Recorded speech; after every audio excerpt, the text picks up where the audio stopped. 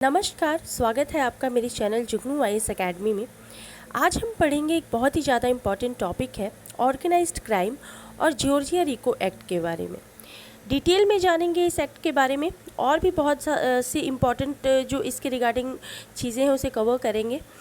आप वीडियो को अंत तक देखिएगा। इस वीडियो को देखने के बाद इस टॉपिक के रिगार्डिंग आपके माइंड में कोई भी डाउट नहीं रहेगा।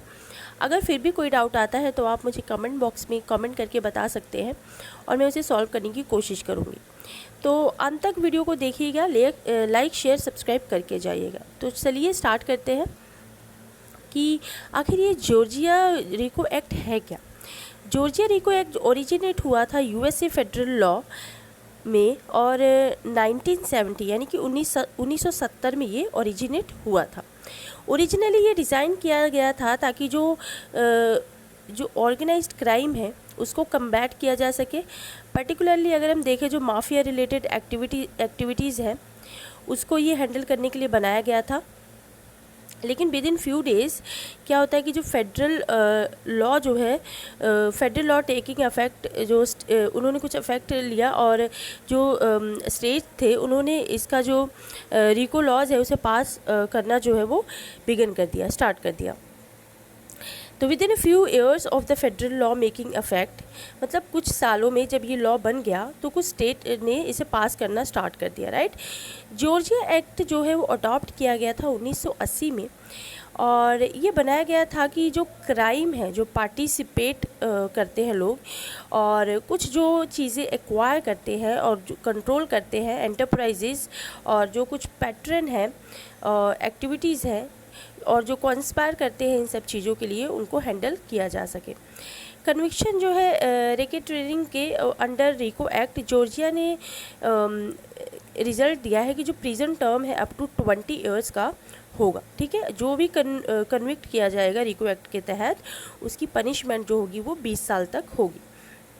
सीवियर पेनल्टी जो है उसमें दिखाई गई है, लेकिन ये ग्रेविटी जो होगी क्राइम की वो तय करेगा कि किस तरह की पेनल्टीज़ इसमें दी जाएंगी। अब देख लेते हैं what is Maharashtra control of organised crime act.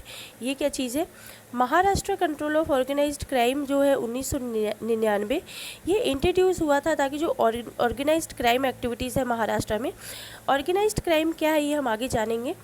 जो Maharashtra control of organised crime act है ये महाराष्ट्र में लाया गया था ताकि जो महाराष्ट्र में जो ऑर्गेनाइज्ड क्राइम वगैरह हो रहे हैं एक्टिविटीज़ इसको टैकल किया जा सके।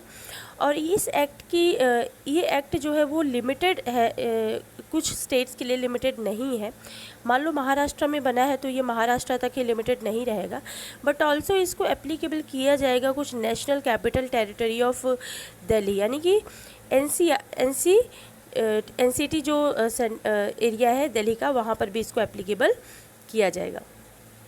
हर ऑफेंस जो इस एक्ट के अंदर आता है वो कॉग्निजेबल ऑफेंस माना जाएगा, ठीक है।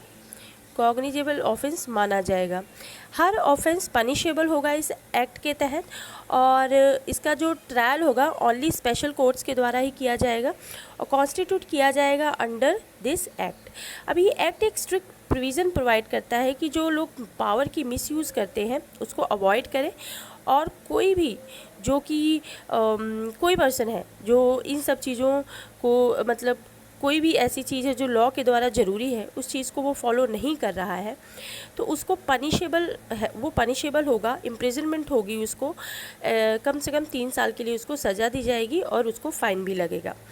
अब नेक्स्ट जानते हैं कि ऑर्गेनाइज्ड क्राइम क्या है। ऑर्गेनाइज्ड क्राइम एक ऐसी एक्टिविटीज़ है, कोई भी एक्शन जो कि जॉइंटली, मतलब कुछ एक से अधिक मेंबर हैं, सिवियरली बाय मेंबर्स और गैंग्स, मतलब एक से ज़्यादा पर्सन जॉइंटली उस क्राइम को कमिट कर रहे हैं, गैंग में कमिट कर रहे हैं, ठीक है, एक ग्रुप है और उनका जो इंटेंशन है वो बहुत ही ज़्यादा ख़तरनाक है और उस क्राइम को करने में उनका कुछ एडवांटेजेस इंक्लूड है। तो इस तरह के क्राइम को हम ऑर्गेनाइज्ड क्राइम कहते हैं। कुछ टाइप्स ऑफ ऑर्गेनाइज्ड क्राइम है वो देख लेते हैं हम। कुछ ऑर्गेनाइज्ड क्राइम है जिसमें ऑर्गेनाइज्ड गैंग क्रिमिनलिटी और रैकेटरिंग, सिंडिकेट क्राइम, स्मगलिंग एक्सेट्रा आते हैं। और ये ऑपरेट करते हैं कोवर्टली, एक्सप्लॉइट करते हैं gaps in law enforcement and regulation, right. उसके बाद देख लेते हैं what is the legal position in India on organised crime. Organised crime के ऊपर इंडिया का क्या लीगल पोजीशन है वो देख लेते हैं। ऑर्गेनाइज्ड क्राइम ऑलवेज एग्जिस्ट करता है इंडिया में, लेकिन कुछ जो किसी न किसी रूप में तो एग्जिस्ट करता है, लेकिन अगर हम देखें तो इसके रिगार्डिंग कोई लॉ जो है वो सही नहीं है। लेकिन कुछ मॉडर्न टाइम में कुछ सोशियो इकोनॉमिक चेंजेस हुए हैं, पॉलिटिकल फैक्टर्स हुए हैं, कुछ साइंस टेक्नोलॉजी का एडवांसमेंट हुआ है, जिसको मद्देनज़र रखते हुए कुछ ऐसे डेवलपमेंट इस चीज़ को लेकर किया गया है। इवन दो देखें तो रूरल इंडिया में ये इम्यून है, लेकिन एसेंशियली अगर हम देखें तो ये फिनोमेना अर्बन एरिया में ज़्यादा है। इंडिया के पास कुछ ऐसा स्पेसिफिक लॉ नहीं है इस क्राइम को टैकल करने के लिए, ठीक है। और इस क्राइम को टैकल करने के लिए इंडिया के पास कोई लॉ नहीं है नेशनल लेवल पे अगर हम देखा जाए, लेकिन कुछ एग्जिस्टिंग लॉज हैं, जैसे कि national security act 1980, narcotic drug and psychotropic substances act 1985। ये कुछ इनएडिक्वेट है, जिनका टारगेट है कि जो इंडिविजुअल हैं, नॉट क्रिमिनल ग्रुप्स और एंटरप्राइजेस, इन सबको देखा जाए।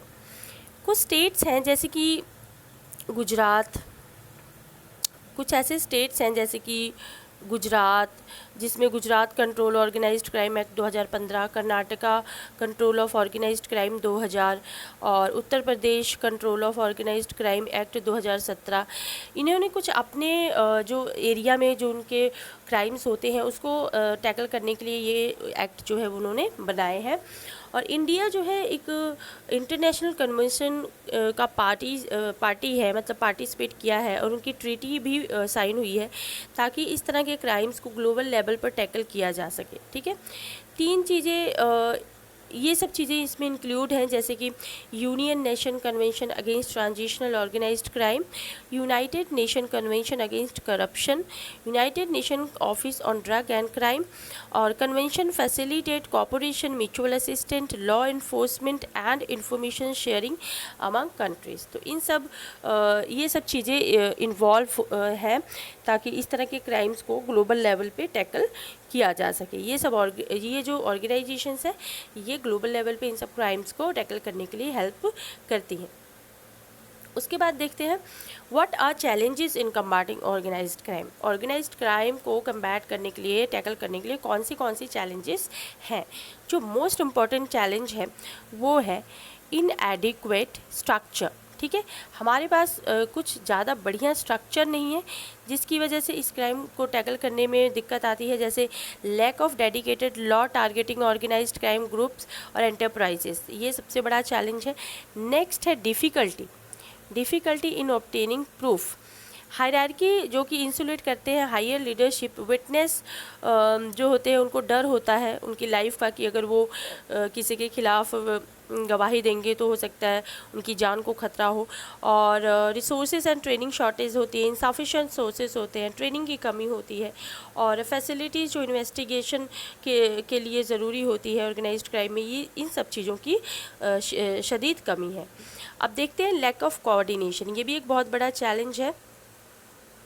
लैक ऑफ कोऑर्डिनेशन एक बहुत बड़ा चैलेंज है। एब्सेंस जो है नेशनल एजेंसी जो कि कोऑर्डिनेट करती हैं इंफॉर्मेशन एक्सचेंज में, और क्रिमिनल पॉलिटिकल ब्यूरोक्रेटिक नेक्सेस, इन सब की भी ये भी एक बहुत बड़ा चैलेंज है, राइट। तो ये सब चीज़ें जो है वो एक बहुत बड़ा चैलेंज है। क्रिमिनल सिंडिकेट जो कि कनेक्शन मेंटेन करते हैं पॉलिटिशियन, ब्यूरोक्रेट्स और मीडिया के बीच में, तो इन सब चीज़ों में अभी लैकुने हैं जिन्हें इम्प्रूव करने की ज़रूरत है। कुछ एक इम्पॉर्टेंट नोट देख लेते हैं। Georgia one of the 50 US states है जो कि सिचुएटेड है सदर्न ईस्टर्न मेनलैंड में, यूनाइटेड स्टेट में। और हम वे फॉरवर्ड देख लेते हैं। वे फॉरवर्ड ये है कि हमें कुछ कॉम्प्रिहेंसिव नेशनल लॉ डेवलप करने चाहिए, और वो इंस्पायर होने चाहिए successful international model like RICO act. Establish किए जाने चाहिए कुछ specialised training centres for law enforcement, equipment मिलने चाहिए उनको, ताकि वो एक एंटी ऑर्गेनाइज्ड क्राइम टेक्निक को एडवांस तरीके से इम्प्रूव कर सके। एक जो फंडिंग इम्प्रूव करनी चाहिए, इंक्रीज़ करनी चाहिए टेक्नोलॉजीज़ के लिए, इंफ्रास्ट्रक्चर के लिए, ताकि जो इंटेलिजेंस है गैदरिंग है, इंटेलिजेंस गैदरिंग उसको इम्प्रूव किया जा सके, इंक्रीज़ किया जा सके, एविडेंस कलेक्शन और इंटर एजेंसी कोलैबोरेशंस को भी इंक्रीज़ किया जा सके। एक सेंट्रल एजेंसी क्रिएट करने की ज़रूरत है जो कोऑर्डिनेट करेगी, एफर्ट करेगी across states and central enforcement bodies के साथ और इफ़ेक्टिवली उस ऑर्गेनाइज्ड क्राइम को कम्बाट करेगी और foster information exchange, leverage advance data analytics, AI for identify pattern और हॉटस्पॉट, इन सब चीज़ों को एडवांस किया जा सकता है। एनफोर्समेंट स्ट्रिंजेंट मॉनिटरिंग मैकेनिज्म, कुछ ऐसे मैकेनिज़म्स होने चाहिए ताकि जो क्रिमिनल पॉलिटिकल नेक्सेस है उसको कर्ब किया जा सके, इनकरेज किया जा सके एक्टिव इन्वॉल्वमेंट, जो सिविल सोसाइटी ग्रुप्स है, ह्यूमन राइट ऑर्गेनाइजेशंस है, उनकी जो इन्वॉल्वमेंट ज़रूरी है। अकाउंटेबिलिटी होनी चाहिए ताकि कोई पावर का मिसयूज़ ना कर सके। तो ये सब चीज़ें ज़रूरी हैं। आप देख लीजिए जॉर्जिया का मैप, ये आप देख सकते हैं। ठीक है, तो वीडियो यहीं तक थी। आई होप आपको समझ आया होगा। बहुत ही ज़्यादा इम्पॉर्टेंट टॉपिक था ये। आई होप कि आपको इससे कुछ जाने को मिला होगा। अगर आपको वीडियो पसंद आई हो तो आप लाइक शेयर सब्सक्राइब कर दीजिएगा और शेयर भी कर दीजिएगा। और अगर आप कोई ऐसा टॉपिक चाहते हैं जिस पर मैं वीडियो बनाऊं, अगर आपको मेरा जो पढ़ाने का तरीका है वो अच्छा लग रहा है, बुरा लग रहा है, जैसा भी लग रहा है, आप कमेंट बॉक्स में बताना। तो मिलते हैं नेक्स्ट वीडियो में। Till then take care. Thank you so much. Thanks for watching.